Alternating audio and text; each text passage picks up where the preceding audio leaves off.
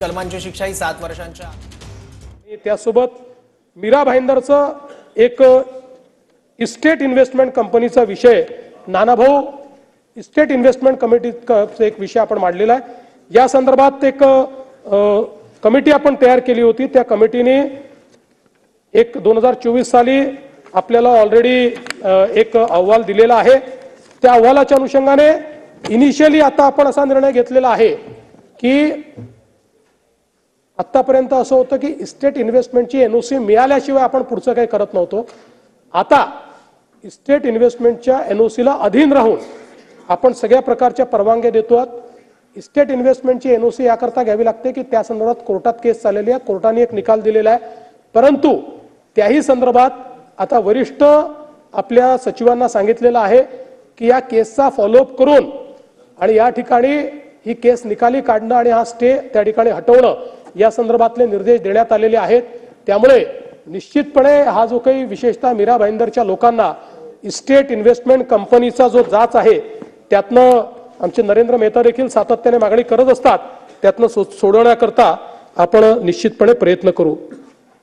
शेतमालाच्या भावाच्या संदर्भात या ठिकाणी आपण सांगितलं, आपल्या सर्वांना कल्पना आहे की केंद्र सरकारने आता कांद्यावरची 20% जी काही ड्यूटी होती ती हटवली आहे आणि ड्यूटीच्या काळातही सगळ्यात महत्त्वाचं आहे की कांदा स्थिरीकरण योजना आपण राबवली आणि रबी हंगामामध्ये रबी 24 मध्ये नाफेडकडनं 2,22,331 मेट्रिक टन तर एनसीसीएफ कडनं 2,42,136 मेट्रिक टन असं 4,46,967 मेट्रिक टन कांद्याची खरेदी ही आपण त्या ठिकाणी केलेली आहे।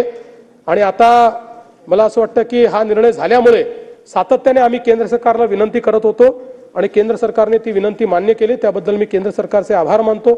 कापसाच्या संदर्भात आपल्याला कल्पना आहे की 7,121 रुपये मध्यम धाग्याकरता आणि 7,521 रुपये प्रति क्विंटल लांब धाग्याकरता असे दर निश्चित केले आहेत, जे गेल्या हंगामापेक्षा 501 रुपये जास्त आहेत।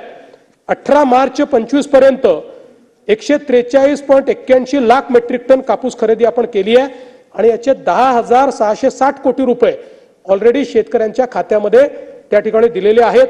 आता प्रामुख्याने 19 जिल्हे महत्त्वाचे आहेत, त्या जिल्ह्यांमध्ये ही कापूस खरेदी चाललेली आहे। 30 नवीन केंद्र उघडण्याच्या संदर्भात आपण त्या ठिकाणी विनंती केलेली आहे आणि ते देखील आपण लवकरच उभारू। सोयाबीनच्या संदर्भात आपल्याला कल्पना आहे की सोयाबीनमध्ये आपण ती जी काही खरेदी केली, फक्त महाराष्ट्राला 2 वेळा मुदतवाढ देण्यात आली आणि त्या माध्यमातून मला हे सांगितलं पाहिजे की संपूर्ण देशात जेवढी खरेदी झाली त्याच्या 126% खरेदी एकट्या महाराष्ट्राने केली। म्हणजे देशात 8,77,000 टन झालं आणि एकट्या महाराष्ट्रात 11,21,000 टन। गेल्या 12 वर्षात महाराष्ट्राने जेवढी खरेदी केली त्याची एकूण बेरीज केली तरी त्यापेक्षा जास्त खरेदी या एका वर्षात महाराष्ट्राने या संदर्भात केलेली आहे। तुरीच्या संदर्भात